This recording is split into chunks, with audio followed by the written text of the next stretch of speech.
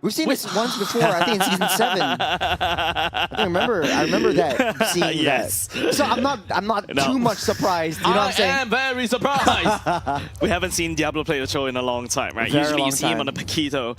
Yeah. And Diablo likes to build his show like Blades of Hephaestus, that kind of Actually, stuff. to be honest, I'm more surprised that he would pick up the meta heroes than the off-meta picks, because that's like very Diablo, you know what I'm saying? Yeah, but like with the Hylos picked up, I'm like, oh, but man. have you seen a Cho in EXP? We don't really see that anymore, right? Very and rare. apart from that, Diablo has played 2 roamers, technically speaking, in the EXP lane. Yeah. How dumb would it be if I were to say, let's bring Tigo to the EXP? It's going to be a jaw? No, Grok, yeah. So the Grok is going to be in play. So they don't really have a lot of defense except for maybe the Grok just to soak in a lot of damage. I think Valentino was picked up on impulse just to get the implosion from Tigreal. I don't think that's going to work out, but it pairs very well with the Ruby. So if they play their cards right, they're able to use the implosion onto the I'm Offended, and then you have a very, very easy kill. But in the early game, they're going to struggle. RSG doesn't have a lot of early game damage besides the Fanny, but The Grok does deal pretty good damage. You're gonna have to remember that. And I think that is also one of the other main reasons they picked up the Grok, because of the fact that he's able to lock down the crowd control when it comes down to the wild charge. And by the end, like if they're able to get the Tigreal's implosion plus the I'm Offended in, I think that Grok should be able to do that AoE, the main burst of AoE damage at the start before the Claude even comes online. yeah. Yeah, I mean, final thoughts. NIP Flash looking like a high rotation game. We're going to see a lot of cross-map plays. We're going to see a lot of cross-map action coming from NIP Flash. But, you know, hey, that's just my theory. We're jumping into the game. A game theory. Yeah, you're just waiting for us to say one. You said that earlier. I am. I really am. Like, okay, so my theory is, again, I have to use the real theory, is that Diablo would just clear that lane, move over to that mid side, because Aurora is not as mobile as a mid laner as it should be. So Diablo is gonna cover that high rotations down the early game, so to speak. So Yeah, you're seeing him doing right now. JPL, Yunsky flickering at the 45th second of the game. That's one massive one massive battle spell gone. I think that is still generally fine. The next fight is definitely going to be onto the first turtle. I think that... Okay, I can't map that well, but You got 40 seconds difference. The turtle's going to be out in 56 Okay. seconds, and Yunsky is will not have his flicker. Okay, yeah, he wouldn't. Okay, that's a big difference then. So RSG now, that means that they won't have their flicker wild charge combo that they can immediately start off the fight with for the very first turtle. But to be fair, we are not, as this meta goes, right? We are not taking the turtle right as it spawns. We are waiting for the junglers to get their level 5 from the purple buff first before they eventually get to the turtle. So it is still relatively fair to say that RSG might have time. Cortese, that's a passive already being proc already. The wall to block by now, but Hades launching the damage onto Roy. Yunsky getting punched down once again. That's first blood given over to Hades. 4 blades as Hades jumps away with an assassination secured. Why? Why is it always Yunsky? Why? I don't get it. Why? They love to bring Yunsky down, like time and time and time again.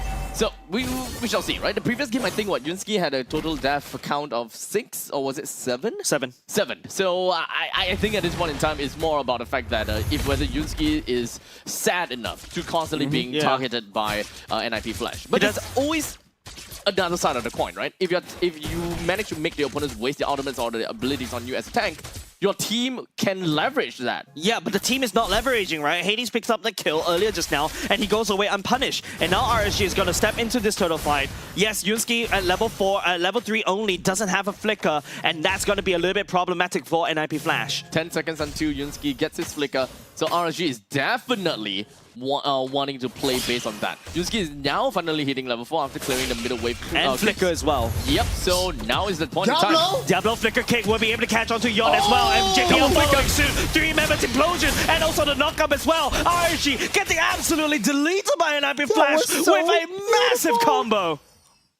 That was actually really That was so beautiful. That was like a symphony. They're playing an orchestra. I know that Diablo is going to play a damage Cho, but not to this extent. Going straight to the backline, finding Yon. But where did he come from, though?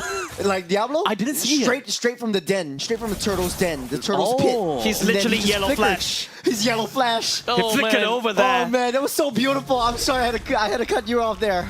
It was just, Don't worry, man. Oh, it's music to my ears, man. Yeah, the fact that how, NIP Flash literally coordinate all this into a cacophony of symphony of death against RSG is just way too beautiful. Yeah, the kick into the implosion of 3 members without purifies at all.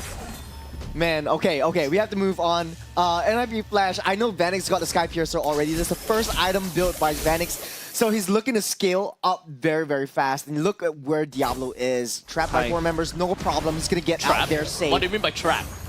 You're not trapped in, I'm not trapped in here with you. No, you're actually trapped in here with me. No, Diablo actually slipped on path because of the mobility that this Cho has. Not only just that, the Shrimpo also grants you CC immunity as well. So RSG cannot catch Diablo at all. Yeah, especially since RSG's lineup, most of their... Oh, hold on a second. Here we have. That's also going to be another kill.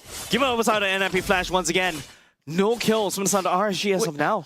Are you sure that that's Diablo on the show, not JPL? Yeah, he's in his element. Yep.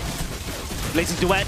Spreading the damage onto JPL and Vanix as well. Vanix goes to Lycan form. BMI right into Curtizi's ultimate. CS getting frozen right there. Scratched down by Vanix. NIP Flash. There's no fight right here from the side of RSG. NIP Flash is taking the mile. 6 kills to 0. NIP Flash just feeding Vanix, feeding Hades. They've got the Sky Piercer. Let's build up those stacks. Turtle spawn in 8 seconds. Diablo's all over the map. He's rotating so fast. Closer can't catch up. Damn, it's tough. RSG, SG currently at this point in time haven't gotten a single kill to themselves for now. Diablo is constantly just weaving himself over and around the river. He's always trying to clear the waves as soon as possible, and it seems like they are trying to work on something here. Flicker for flicker. Diablo closer brings Diablo closer to himself, but Shrimpo dashes away. Closer gets on away for now, but Roy is in the area, does have implosion in his pocket. Hey, even pro player makes mistakes, alright? Yeah, no, but honestly though, Closer read the flicker, and Diablo, he just missed that flicker play. So Closer and Diablo, look at their flicker timings exactly on that same time. It's just so beautiful how they were able to do it, but Closer, that's a lot of damage. Closer once again gets frozen right out. Diablo picking up that kill onto Closer down the bottom lane. Oh, the right into the turtle fight. Extended team fight from Diablo and Closer, but Diablo's not gonna let that pass and takes him down. The audacity of me thinking that it was a mistake from Diablo. No. They flickered at the same time. He flickered on his first combo to make the opponent's panic flicker so they can catch up. Yeah, but I think Closer was a little bit too aggressive. He knows that Curtizi was down there, and he just went a little bit too deep into the bush, and now he's 0-2-0. It's a little bit difficult for Closer to come back, especially with the high mobility that Diablo has. It's all over the map. What I tell you, cross-map plays. Oh, this amount of domination is just so hard to watch if you're an RSG fan, right? Like NIP Flash just overpowering RSG. There's no fight at all. Yeah. You know, we have a saying in the gym. It's like, if you're able to walk, it's not a workout. It's a warm-up. Hades. Finally. All the way downtown, down to the bottom lane, we finally managed to see a single kill that is credited from the side of RSGSG. Hades is going to be the first one to bite the dust, but a little bit too late for the side of RSG because we are already looking at, what, 3,700 gold lead from the side of NIP Flash. I'm pretty sure that with this amount of lead, NIP Flash will be able to set themselves pretty beautifully for the next upcoming fight, which is 70 seconds in to the very first Lord.